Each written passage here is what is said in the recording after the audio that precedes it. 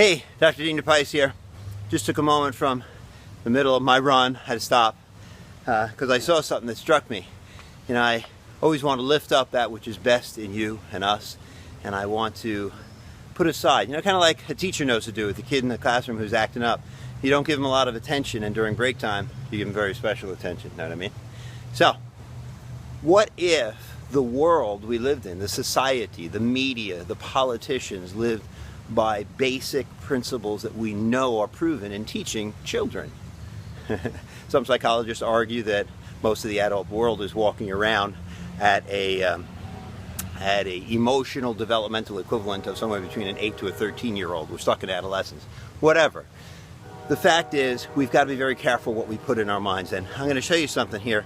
In the run I was running by, and there's a statue, I would guess somewhat idealizing or at least marking a tendency, a behavior in men, particularly this sculpture, before they go to business in the day. And it icons the idea that you would want to read the news. Well, that's good. I support you read the news if in fact you're reading what is factual news. 99.9% of everything that happens in the day is an idealized miracle. That you woke up and you're able to hear this is a miracle.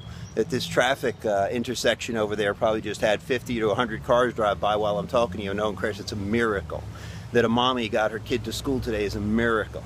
All right? That's the stuff to put the news on about. But nobody want to watch that because they don't want to idealize the hero in a mom who can get a kid from school to the chiropractor to get adjusted to a soccer game all on time. That's the stuff to put on the news. But they don't do that. Instead, we idealize this kind of news. See this statue? This guy. He's reading a newspaper. I don't want him investing my money. I don't want him doing my accounting. I don't want him being my doctor if he's put this poop in. In fact, look what's on his head. He's got poop on the brain. I couldn't have set that up better. Seriously, my contention is this. If you want people to help counsel you with wisdom, do you want them filled with death, depression, bankruptcy, the farmers aren't farming anymore, everything's going to you-know-where in a handbasket? Do we want that? I believe we need to be intelligent and cognizant of the world around us, but certainly not at the start of our day. Certainly not as we begin to serve others. And if you're a doctor of any specialty, you shouldn't get that stuff in your brain before you touch or render recommendations to patients. And people, this is for you, not just the doctors. You need to be more mindful of what you're putting inside your head. Stop it. Just stop allowing the media and the news to pump stuff into your head. If you stop giving these people business, they'll have to find other news to print. And call me rose-colored glasses man or the idealized, that's never going to happen. Well, maybe it could happen. In fact, it could happen. But would you be one of the people willing to stand strong that I don't open those magazines, I don't purchase them, and I certainly don't watch the news? And if I do, I wouldn't start my day doing it. I'll do it while I eat lunch so I can get indigestion on my mid-meal or whatever. Listen, as a doctor who's worked for decades helping people repair themselves from broken lives, one of the most broken things we can do is put visuals, images, ideas, stories in our head of how terrible the world is around us. Stop it. Just stop. Please.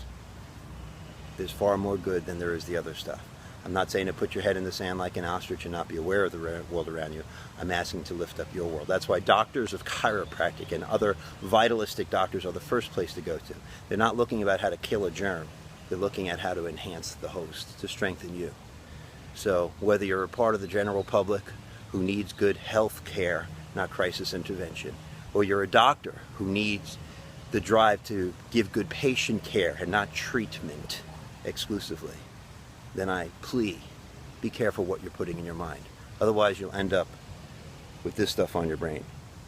We don't want that, because that stuff would put it in there. Be careful. Be wise, be well read, but in the appropriate measure and at the appropriate times of the day. God bless.